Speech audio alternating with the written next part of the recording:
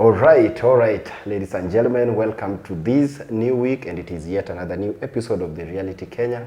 My name is Simi Kenya. Of course, we are live from the Learned Corner as usual, and our guest is the Deputy Party Leader of Safina Party, Honorable Wakili Willis Otieno Piki Ponki. Karibu sana. Thank you very much. Our second show of the year. Yes. And things are moving on so fast. Things are moving on very fast. Yes. The year is peaking, and we are still seeing Kenya Kwanza's failures being exposed by the people of Kenya. Yeah.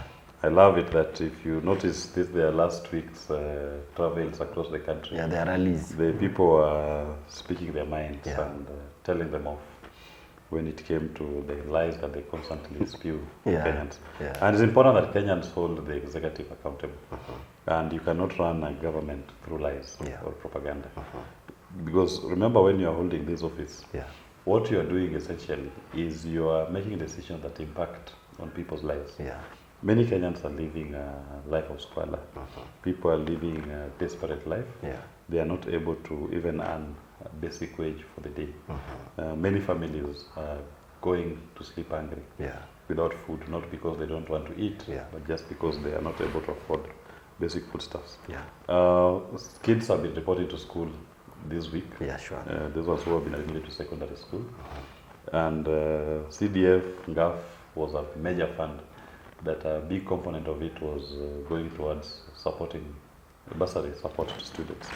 And the executive has not disbursed that CDF GAF now for almost 6 months.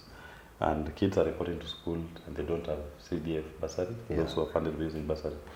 And you've seen even an avalanche of requests that Kenyans are making across the board for people to support them to take their kids to school. The placards. The placard everywhere, even on our social platforms, you're seeing so many requests, and we are not even able to meet all the requests. We've tried to take as much as we can as a team, but the requests are overwhelming. And these are dire needs. These are cases that even if you went to verify, most of them you note are people who actually deserve and even more. And only that you cannot give everybody the much that they need, but you just give little support, and hopefully we come back and support. So these are a failed system, because education, as I said before, is an equalizer. And many families see education as a means through which they can uplift themselves. Because with an educated mind, you create a human resource that is able to participate not just in the local economy, but also in the global economy. Because the world is our food stand. And if you educate a child, that child, their limits, their potential become limitless. Nothing can stop a child from achieving full potential. Even being the best scientist in the world, or the best attorney, or the best journalist, the best teacher. And it will contribute greatly to the growth of the country. You can even become the best agriculturalist, so they learn modern ways of farm production. So Kenya Kwanza has failed us, and my heart shudders when I think of the impact that this generation will have when they mature. Because a majority of them are being denied an opportunity to go to school. And so this may turn out to be wasted years. What in the Bible is called mwaka yetu kulo na nzige. So Kenya Kwanza is eating our youthful years as a people. And this generation that are maturing into school in their regime are the ones who are bearing the brunt of it. Look at junior secondary school, JSS. Again, the issue even of the teachers has not been addressed. They've not been contracted properly. They've not been given full employment contracts. Not enough teachers have been sent to junior secondary school to take care of our learners in that institution. So these are great challenges. And still also in capitation. They will not disburse the capitation to schools. To sustain the schools, those who go to school. So you are going to see schools not able to meet the needs of their students when they've reported back to school. And I say that a country like Kenya should prioritize education, because it is the one area that you can lift and change the trajectory of the country and its economy. But if you prioritize renovation of state house, when you barely sleep there anyway, because you're always traveling across the world, then you're actually undermining you are undermining the very purpose and the core for which you are elected to that office. I also want to point out there's something that DP Gachagua said. No, my competitor is DP Gachagua, and I must point out when he's making certain missteps in administration. He did say that he has on a public platform, political platform, that is going to lodge a complaint against Justice Maina for making a decision in a case that his case that was before the judge. You know, first and foremost, you don't have to appear in a public space to make a statement. Just write a petition and send it to JS, and it will be dealt with like any other petition. It will not be the first, neither will it be the last petition that is filed against a judge in our country. So why make so much noise about it? Is it about being vindictive? And DP Gachagua did not be vindictive. He's holding that office. It's a threat, of course. Why is he? It's pursuing a personal interest in the matter. One thing that I must point out is that it is not the judge who investigated that case. They were investigators, asset recovery agency. Those investigators formed a prima facie opinion that he was not able to explain how he acquired those assets. There were lawyers within that agency. Then the matter was filed before the court. And that judge is not the one who drafted the pleadings. She came across the pleadings. If he wants to complain about the judge, but not about the people who did the investigation, the investigators, his statement is there. And this is something that if he attempts to file that complaint, and it's his right to do so, we will have an opportunity for him to now give us the full story that we never got to hear, because the matter was ultimately withdrawn in court. So we'll have a second bite at the cherry. And it will be a good opportunity for him now to explain how he acquired all his wealth to the public. And we will start from the day when he was employed to date, how much was his salary, how much did he earn, and what is his wealth portfolio, and explain if he's been able to acquire it in a legitimate way. So we welcome that threat, and the judiciary should give us the honors by allowing a public hearing and cross-examination of DP Gachagua when that complaint is lodged. We don't want a boardroom determination of the matter, because it is not every day that when you lose a case before a court, that now the answer is that that judge needs to be removed. Otherwise, as lawyers, we lose cases, we win some, we lose some. If all of us were to be lodging complaints against a judge because I lost a case, there will be no judge left in the country. Because for every case, there is a winner and a loser. So if that was the trend, then there will be no judge left in this country. There will be nobody to sit to determine if all losers were to remove the judges. All losers were, because for every single case lodged in a court, there's a winner and a loser. So if all losers were to be using that as a basis for petition for removal of a judge, then there will be no judge left, right? And that is not what we are about as a country. We are about democracy, we are about the rule of law. And when just in such a particular instance, there is always the right of appeal. And in fact, DP Gachagua had filed an appeal. The appeal is still pending. He can pursue his recourse before the Court of Appeal. That doesn't mean that all judges are perfect. Even if a judge made a mistake, that's why you have an appellate process for you to ventilate your claim all the way up to Supreme Court of Kenya. So that should rest at that particular point. But we must call bullshit when it is being served. In this particular instance, with regard to the fight that the executive, Kenya Kwanza, is speaking with the judiciary, we must say it's bullshit. And bullshit cannot be the basis of running this country. That is not the way that you run a country. You don't run a country by trying to emasculate all the organs of government. You know, Parliament has been captured. Totally captured. In fact, the 13th Parliament is the worst Parliament in the history of parliamentary democracy in this country. It's the worst, number 13. In fact, now I believe what some Americans normally say, that number 13 is a cursed number. Our 13th Parliament is the worst Parliament in the history of parliaments in this country. Because it is not able to oversight the executive. They actually dance to the tune of the executive on everything. They don't question. You find the same Parliament goes to pass the Finance Act that increases taxation, that imposes extra levies and charges on the people of Kenya. Then when they come to, over the weekend, to meet their constituents, they start complaining about the high cost of living. And yet they are the ones who passed the Finance Act that introduced these punitive charges and levies. So I say it is the worst Parliament. And the cast. 13 number, like some Americans believe that the number 13 is the worst number. It's a cursed number. I believe it now. I used not to believe those things. But having experienced this parliament, Yes. I now believe that number 13 has a big problem. Yeah. And people should avoid Anything associations with yes. such caste institutions. So, but that is so they've captured parliament. Yeah. But they're also now trying to capture the judiciary. So, judiciary must stand strong. And as lawyers, we are not going to let the judiciary be captured. Yeah. We will go to the streets until the day that we make sure that judicial independence is respected and is upheld. Yeah. The judiciary as an institution is the last bastion of defense when the executive and the legislature go rogue. Yeah. In this particular instance, we are dealing with a rogue executive and legislature. And it's in our best interest as a country that the judiciary does not go rogue. It must maintain its independence, and when called upon, apply the constitution in making determination on cases that come before them. Yeah. And they should do it without any fear or favor. Because their fidelity is not to the executive. Yeah. Their fidelity is to the constitution and the people of Kenya. And it's the people of Kenya that they are serving, who gave unto themselves the Constitution of Kenya 2010 to be the basic document that governs and regulates their relationship. Yeah. So that is where we are.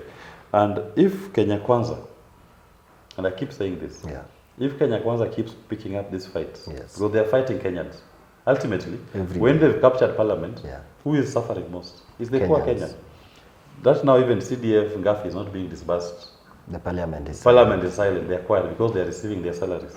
They are receiving their allowances. Yeah. But the people who even there's a fund that was set up to help alleviate their suffering, they don't want to fight for that fund to be released.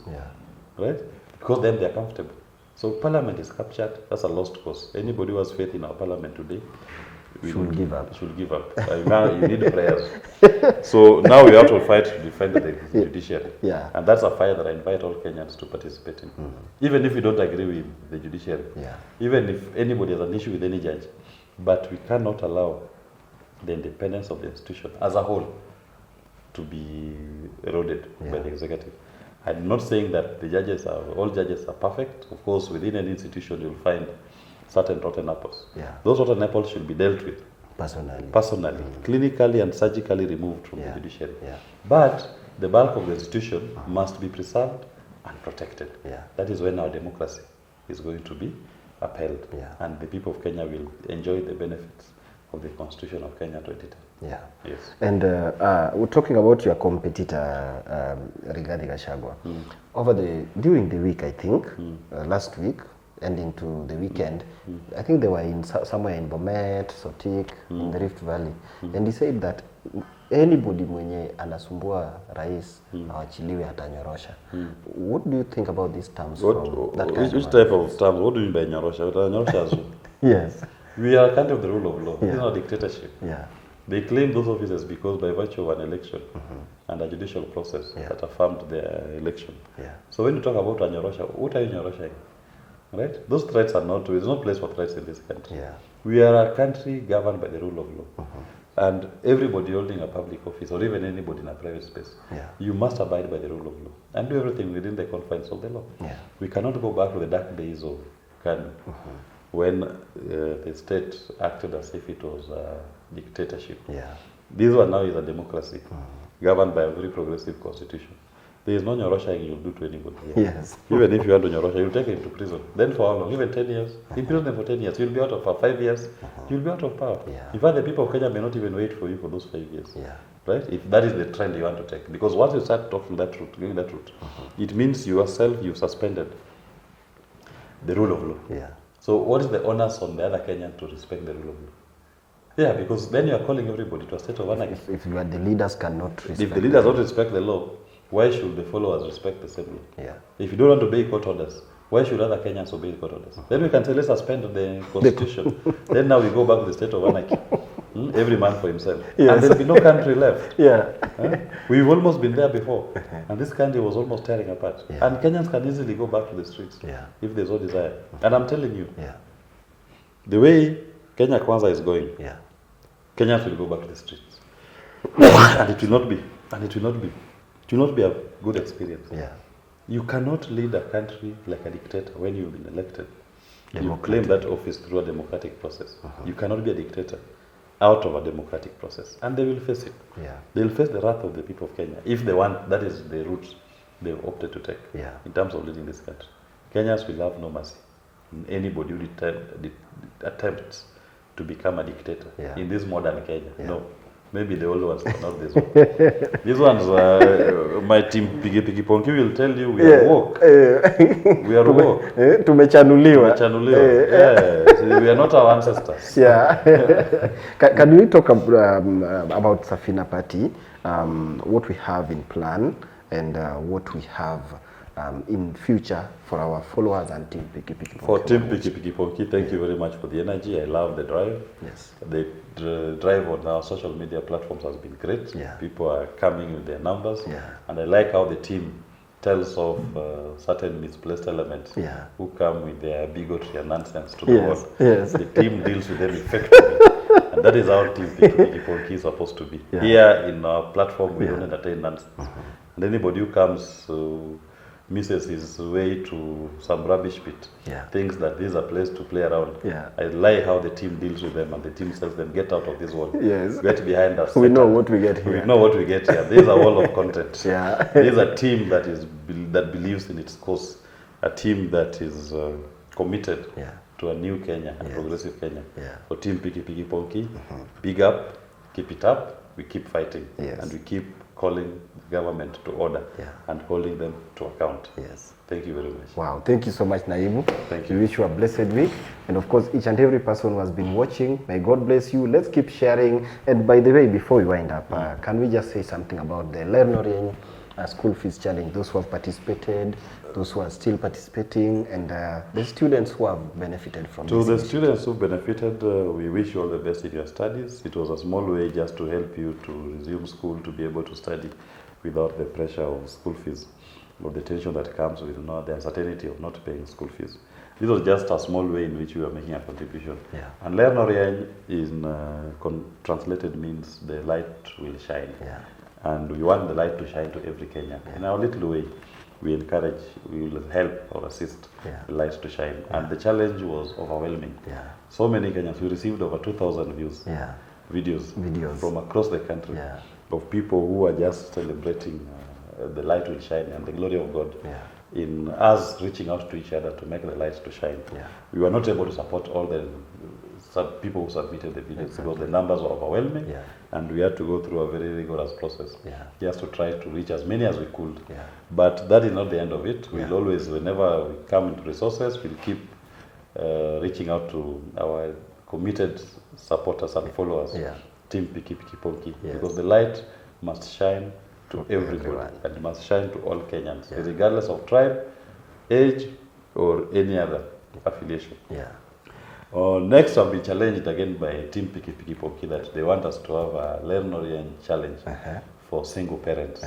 So we are going to consider that as a team, and at the right appropriate time, it will be communicated. Because and for the single parents, we just hope that again we can, for those who deserve, we can just make a slight contribution, maybe a shopping coupon that will help them to just finish the month of the week, boost for the month of the week, whichever amount that they need.